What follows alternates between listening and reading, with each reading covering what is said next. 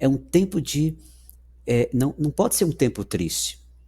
Se você mergulhar na tristeza, você não vai mudar nada na sua vida. Você já vem carregando uma vida de tristeza. E agora, o que é que você precisa? Você precisa se alegrar. E como é que você se alegra? Um dos motivos que gera alegria na gente é a gente perceber as nossas misérias, os nossos vícios, os nossos, as nossas maledicências e começar a se afastar um pouco dessas maledicências. O que faz você se alegrar é justamente você perceber que você está mais perto de Deus. O que faz você se alegrar é você fazer o bem ao outro sem esperar nada em troca. O que faz você se alegrar é você descobrir que é possível cuidar de você, amar a você, amar aos outros, amar a Deus. Por aí, a gente encontra o caminho para se alegrar. Tem gente que acha que Quaresma é tempo de tristeza. E por isso, mas por quê? Porque para muita gente, o jejum é um tempo, é um tempo em que as pessoas fazem para se associar ao sofrimento de Jesus. E, na verdade, o jejum tem outra dimensão. Aqui eu lembro para vocês que Jesus disse que nós só devemos jejuar quando sentir que o noivo não está mais na festa. Ou seja, quando eu estou distante de Deus, eu preciso jejuar para que eu me aproxime de Deus a partir desse ato do jejum. A partir desse momento em que eu caio na real e descubro que a minha vida não está tão santa, não está tão boa quanto deveria estar. E a partir daí eu passo a procurar mais Deus, eu passo a rezar mais, intensificar as minhas orações, eu passo a fazer algo melhor, ou seja, algo bom. Na leitura de hoje se diz: procure fazer o bem, aprenda a fazer o bem. Parece que o profeta Isaías, o profeta Isaías diz que Deus nos fala que nós precisamos aprender a fazer o bem. E fazer o bem nesse tempo de Quaresma é perfeito, porque é nesse tempo que esse tempo é dito para a gente que é um tempo de mudança. Você vem trazendo muitos vícios, muitas coisas pesadas na bagagem da sua vida. Quando chega na Quaresma, você vai fazer uma faxina. E essa faxina, em primeiríssimo lugar, essa faxina é uma faxina interior. Você mergulha em você, começa a olhar para você, porque quando você mergulha em você, você começa a ver como que um espelho. E você começa a ver onde precisa ser retocado, onde precisa ajeitar, onde precisa reformar, onde precisa reciclar. É aí que está a beleza quando a gente fala de que é uma perfeição, é uma busca da perfeição, é a busca da santidade. Quando Jesus diz, sede perfeitos como vosso Pai é perfeito, é um convite para você mergulhar nessa perfeição de Deus, da santidade de Deus. Você nunca vai ser perfeito como Deus, é claro, mas a proposta é essa.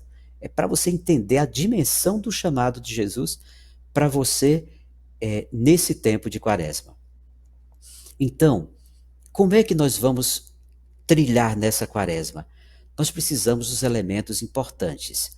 Nós precisamos da escuta da palavra de Deus, porque é escutando Jesus, é escutando os seus ensinamentos que a gente vai se transformando.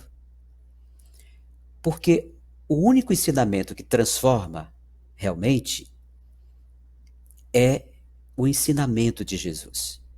Esse ensinamento dele transforma a vida, transforma corações, transforma sonhos, transforma a realidade. Esse é o primeiro passo, a escuta da palavra. Eu escuto Deus falar. Pelas leituras, pelo evangelho, pelos acontecimentos, na minha oração, na minha interioridade, eu falo e silencio. Esse silêncio, meu coração está acolhendo a voz de Deus. Meus ouvidos não podem ouvir Deus, mas meu coração sim. Então é nesse sentido que a gente entende. Pois bem, primeiro passo, a escuta da palavra de Deus. O segundo passo, a oração. O próprio Jesus, no deserto, ele vai orar. Ele ora no deserto. Jesus, no domingo passado, ele foi para um monte. E lá houve o grande fenômeno da transfiguração. Jesus se transfigura e os 3 dos discípulos estavam com ele e pôde ver a glória de Deus, ou a glória de Jesus ali. Também é importante levar em conta o jejum. Então, a escuta da palavra de Deus, intensificando as nossas orações, também o jejum, porque o jejum é o seguinte, o jejum não é simplesmente deixar de comer, mas comer pouco e partilhar mais. Não significa simplesmente parar com o vício, por exemplo. Quem bebe demais, beber menos ou não beber. Quem fuma demais ou não fumar. E outros vícios que nós temos. Esses vícios sendo segurados nesse tempo vai te dar mais saúde, com certeza. Vai te dar uma consciência mais clara do que você está vivenciando, daquele sofrimento, porque todo vício gera um prazer e um sofrimento e um pecado. Todo vício. Ele tem essas 3 dimensões também. Ao passo que todo mundo que se vicia, o vício é um desejo do inconsciente, ou um desejo da sua mente, ou seja, do seu cérebro. O seu cérebro vive desejando prazer. E por isso, o vício geralmente é um prazer. Tomar café demais, beber demais, comer demais e tudo mais. E por isso tem essas dimensões. Então, o jejum, a esmola, eu não chamo de esmola, porque esmola tem uma conotação de que é um favor que você está fazendo a alguém. Não, é um gesto concreto. Você precisa aprender a fazer gestos concretos. O amor é um gesto concreto. Quando você dá remédio para alguém, quando você dá uma palavra de conforto para alguém, quando você visita um doente, que pode visitar, né? Porque por enquanto não podemos fazer essas visitas, mas tem outras formas, né? Você tem telefone, você tem hoje videochamada, você tem um monte de coisas que você pode fazer para estar perto da pessoa, né? Virtualmente. Ultimamente é assim que a gente está vivendo. Mas de qualquer forma, essa presença amiga, essa presença confortadora que você faz para alguém, é um gesto de amor. Escutar um jovem, você sabe que é muito difícil um idoso parar para escutar um jovem. E muitas vezes difícil um jovem parar para escutar um idoso. Esse é um gesto de acolhimento e um gesto de amor. Então, por isso que nesse tempo é um tempo de intensificar tudo isso. Outro momento importante, que para a gente é muito importante, é a reconciliação. Tudo isso leva você a duas vertentes. Uma, a reconciliação com você, com Deus, com as pessoas. E a outra é, sobretudo, a possibilidade de você sair desse deserto de 40 dias uma pessoa melhor.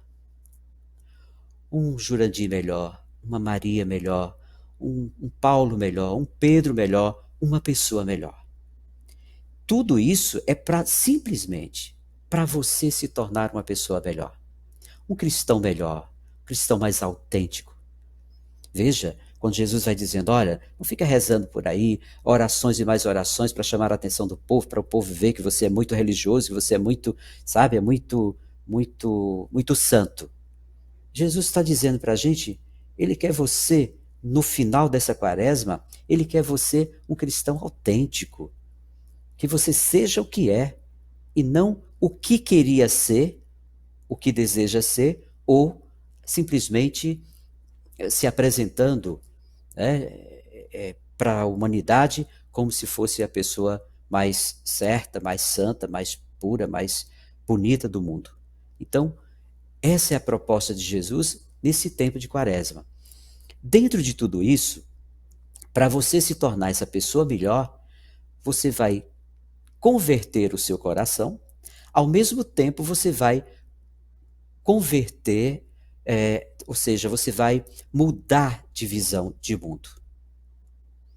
São Paulo diz isso, que nós precisamos mudar a visão de mundo. Nós temos uma visão de mundo muito pequena, muito reduzida, e por isso precisamos mudar a nossa mente. Mente, quando muda a mente, muda uma realidade. Muda as possibilidades. Você estava limitada àquela visão sua, a sua visão míope. É assim mais ou menos que a gente entende quando fala assim, visão míope. Então essa miopia que me faz ver apenas aquilo que está mais próximo do meu umbigo. Quando eu alargo a minha visão, eu começo a ver mais longe, ver mais. E as possibilidades de fazer mais, de ser mais, estão aí. É quando você começa a ver mais longe. Então, meu irmão, minha irmã, esse é um tempo para a gente aproveitar. Por isso nós chamamos tempo de mudança. Porque senão, se você faz tudo simplesmente por obrigação, o jejum obrigatório, sei lá, vai escutar a palavra de Deus por obrigação, porque tem que escutar todo dia, até mesmo vai à missa todo dia por obrigação. Isso muda você? Eu te pergunto, muda? Se não muda, pare para pensar, você está perdendo um tempão muito grande. Mas é muito grande o tempo que você está perdendo. Você podia aproveitar para fazer coisas melhores, coisa que te transforma. E, claro, na medida que você vai se transformando, o mundo interior vai se transformando, lá fora também tudo vai se transformando. Você vai se transformando.